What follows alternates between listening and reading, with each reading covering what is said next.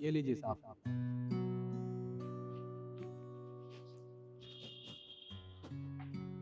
भैया। अभी जी आप। नमस्ते भाभी जी। नमस्ते। वो क्या है ना, मुझे आपसे एक छोटी सी मदद चाहिए थी। जी भाभी जी, आप बताइए मैं आपकी क्या मदद कर सकता हूँ। मुझे आपसे 2,000 रुपये चाहिए था। 2000 रुपये? वो क्या है ना, इनके गुजर जाने के बाद सब रिश्तेदारों ने हमसे मुंह मोड़ लिए। घर पे खाने के लिए राशन नहीं, बच्चों की स्कूल की फीस है। मुझे कुछ समझ नहीं आया, इसलिए मैं आपके पास चली आई।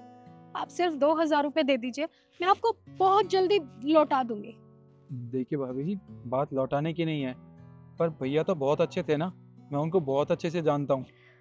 जब मेरे पास कुछ भी नहीं था, अरे मैं ऐसी सड़क पर वहाँ बैठ के उस खंबे के पास बैठ के रो रहा था कि भैया मुझे मिले थे। उन्होंने मुझसे मेरी तकलीफ़ के बारे में पूछा।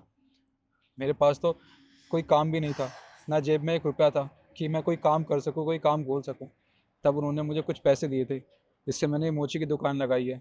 और उनकी वजह से आज मेरे घर में 2 वक्त की रोटी बहुत अच्छे से मिल जाती है। भैया बहुत अच्छे थे और उन्होंने आपके रिश्तेदारों की मदद भी की थी, मुझे अच्छे से याद है। आपने एक बार बताया था आपके भाई को कुछ पैसों की ज़रूरत थी, भैया ने आपके भाई की भी मदद की थी पैसों से। पर आपने अपने रिश्तेदारों से मदद नहीं मांगी। भैया, सब रिश्तेदारों को फोन किया, लेकिन सब ने मुंह मोड़ लिया।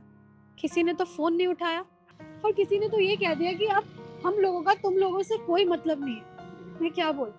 अरे सारे रिश्तेदारों ने हमसे सारे मतलब खत्म कर दिए। कोई हमसे बात करने के लिए तैयार नहीं होता। किसी से मदद मांगो तो साफ इनकार कर देता। तो आप ही बताइए ना, मैं कहाँ जाऊं, किसके पास जाऊं? अरे वो तो अच्छे थे, उन्होंने तो सबकी मदद की, लेकिन क्या फायदा हुआ?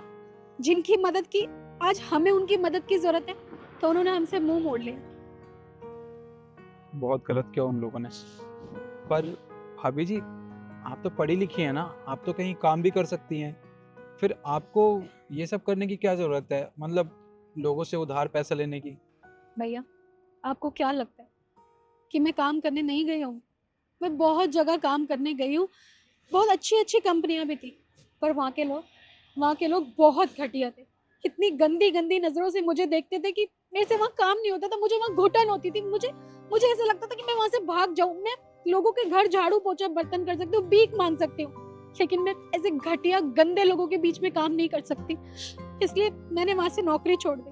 पर ऐसा नहीं है, मैंने काफी जगह इंटरव्यू दिए हुए हैं। क्या पता मुझे कोई अच्छी सी कंपनी मिल जाए और सब कुछ ठीक हो जाए। पर बस तब तक के लिए मुझे उधार पैसे दे दीजिए, मैं लौटा दूंगी आपके पैसे।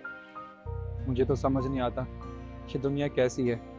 अरे आपके तो हस्बैंड इस दुनिया में रहे ही नहीं और लोग आपकी तरफ इतनी गंदी निगाहों से देखते हैं। पता नहीं क्या होगा ऐसे समाज का। पर भाभी जी, आप चिंता मत कीजिए, आपको 2000 रुपये चाहिए ना।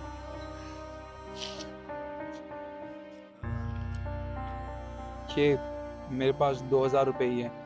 वो क्या है कि आज मेरी बिटिया का जन्मदिन है। उसने मुझसे बहुत पहले कहा था कि उसे ना एक ड्रेस पसंद है, तो आज मैं उसको जन्मदिन पे वो ड्रेस दिलवा दूँ। पर फिलहाल इन पैसों की आपको ज़्यादा ज़रूरत है, ये आप रख लीजिए। नहीं नहीं भैया, मैं ये पाप नहीं कर सकती। आपकी बेटी का जन्मदिन है और उसे कितनी उम्मीद होगी कि उसके पापा उसके लिए नए कपड़े लेके जाएंगे। मैं उसका दिल नहीं दुखा सकती। रहने दीजिए भैया, मुझे इनकी जरूरत नहीं है। अरे नहीं नहीं भाभी जी, ये कैसी बात कर रही हैं। आपकी बिटिया भी तो मेरी कुछ लगती है ना। अब मैं एक बिटिया की खुशी के लिए अपनी दूसरी बिटिया को थोड़ी ना दुखी देख सकता हूँ। अपनी बिटिया को मैं समझा दूंगा, उसे तो मैं कपड़े बाद में भी दिलवा दूंगा। पर ये पैसे आपके लिए बहुत ज़रूरी हैं, आप ये रख लीजिए। भैया, आपका बहुत बहुत शुक्रिया। लोग सही कहते हैं, रिश्ते खून के नहीं, रिश्ते इंसानियत के होने चाहिए। और आज आपने मेरी मदद करके साबित कर दिया कि आप एक कितने अच्छे इंसान हैं।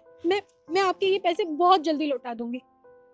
कोई बात नहीं भाभी जी, जब आपके पास पैसे हो जाएं तब लौटा देना, अगर नहीं हो पाते तो कोई बात नहीं। ठीक है, मैं घर चलती हूँ।